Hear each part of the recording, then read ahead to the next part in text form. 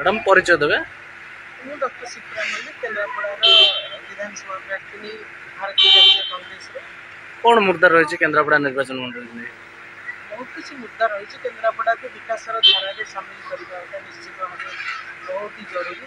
କେନ୍ଦ୍ରାପଡ଼ାରେ ଶିକ୍ଷାର, ସ୍ୱାସ୍ଥ୍ୟର, କୃଷିର, ବିଶେଷ କରି ବେରୋଜଗାରୀର ସମସ୍ୟାର ସମାଧାନ, ମେଡ଼ିକାଲ କଲେଜର ସମସ୍ୟାର ସମାଧାନ ଏବଂ ଏଭଳି ଅନେକ ଯୋଜନା ରହିଛି କେନ୍ଦ୍ରାପଡ଼ା ପାଇଁ।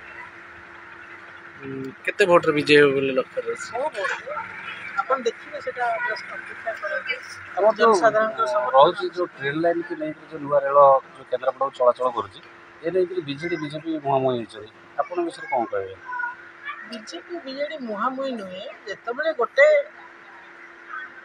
କାର୍ଯ୍ୟ ପରିସମାପ୍ତ ହେଉଛି ବା ଜନସାଧାରଣଙ୍କ ପାଇଁ କିଛି ଲୋକାର୍ପିତ ହେଉଛି, ସେ ସମୟରେ ଏଇଟା ନିଶ୍ଚିତ ଭାବରେ ସରକାରଙ୍କର, ରାଜ୍ୟ ସରକାରଙ୍କର ସେଇଟା କିଛି ଭାଗ ରହିବ, କେନ୍ଦ୍ରର ମଧ୍ୟ ସହଯୋଗ ରହିବ।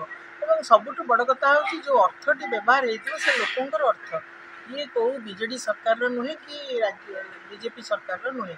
ତେଣୁ ସେ ଅର୍ଥର ସୁବିନିଯୋଗ ହେଇପାରିଛି, ଲୋକଙ୍କର ସୁବିଧା ପାଇଁ କିଛି ବ୍ୟବସ୍ଥା ହେଲା, ସେଥିପାଇଁ କି କେଉଁ ସରକାରର ଲଢ଼େଇ କରିବାର ଆବଶ୍ୟକତା ନାହିଁ, ଆଦୌ ନାହିଁ। କାରଣ ଏଇଟା ଜନସାଧାରଣଙ୍କର ଅର୍ଥ, ଏଇଟା କାହାର ନିଜସ୍ୱ ପଇସା ନୁହେଁ ବା ସେ ତାଙ୍କର ନିଜ ପଇସାକୁ ବ୍ୟବହାର କରିକି କିଛି କାର୍ଯ୍ୟ କରୁଛନ୍ତି ତା ନୁହେଁ। ଏଇଟା ଲୋକଙ୍କ ପଇସାରେ ପ୍ରସ୍ତୁତ ହେଲା, ଲୋକଙ୍କ ପାଇଁ ଲୋକାର୍ପିତ ହେଲା। ଏଥିପାଇଁ ଏତେ ଲଢ଼େଇର ମୁଁ ଭାବୁଛି, ମୋ ମତରେ ଏତେ ଆବଶ୍ୟକତା ନାହିଁ।